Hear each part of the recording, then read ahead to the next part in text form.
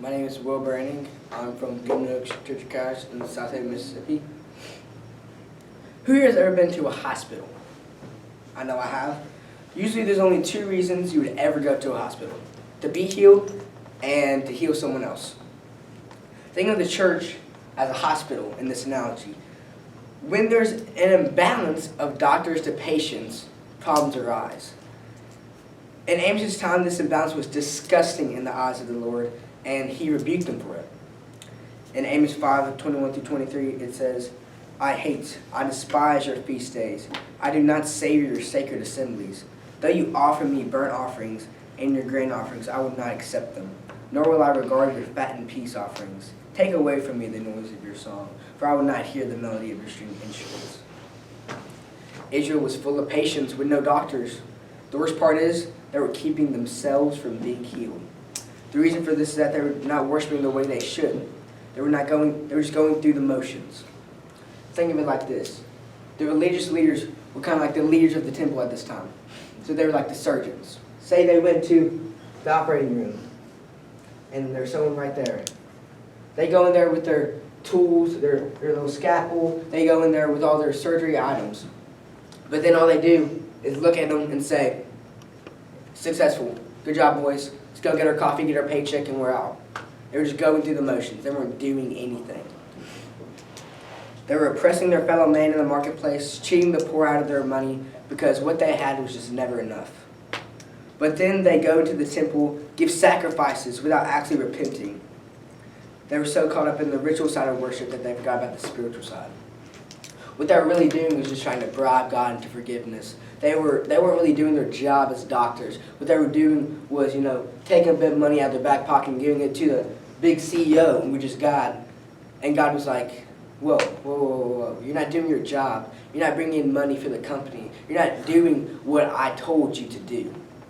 So he told them, take away from me your fattened offerings and burnt offerings and grain offerings and peace offerings, for they give to no avail to me, for you do not need it. Doesn't this sound so familiar to today in America? Patients are on the rise while our doctors are steadily decreasing. The U.S. is coded in sin, whether it be homosexuality, stealing, adultery, or immorality. We are really becoming a de-churched country. You know how on the dollar bill it says, "In God we trust"?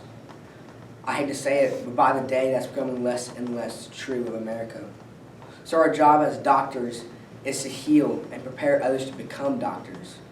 We really need to take after Amos and what we're doing. Now, if you've read the book of Amos, you know that God sent plagues, someone like he sent to Egypt, to show them that they have to be punished for what they're doing. This is like God. Think of God as a CEO. He's looking down at this hospital and saying, well, they have the potential to do all this good stuff, but they're not. So to teach them a lesson, I'll cut their paycheck in half. I'll take away some resources from them. I'll make them think, what do I need to do to fix this? This punishment ultimately leads to responsibility for what they're doing. And learning responsibility is a very hard thing to do. It's part of the human nature to try to blame something on someone else. This started all the way in the Garden of Eden, at the beginning of time. When Adam and Eve sinned against God, the first thing they did was point fingers at each other. They didn't want to take the blame. The first thing they wanted to do was get someone else in trouble, not them. They were never in the wrong.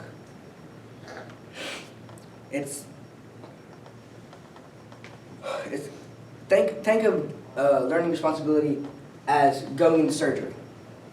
It's going to take some time. It's gonna take a few doctors to just get it right. It's gonna take some recovery time. You're gonna have to, once it puts inside you, you're gonna have to take some time to get used to it, to really feel it. And once you have it in you, once you've been changed internally, you won't really have to learn it all again.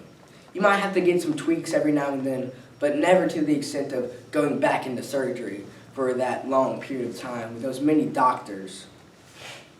We need to apply what Amos taught us to our everyday lives. If you're in need of healing, find a doctor so that so they may teach you responsibility, have you change your ways, and transform into a doctor yourself.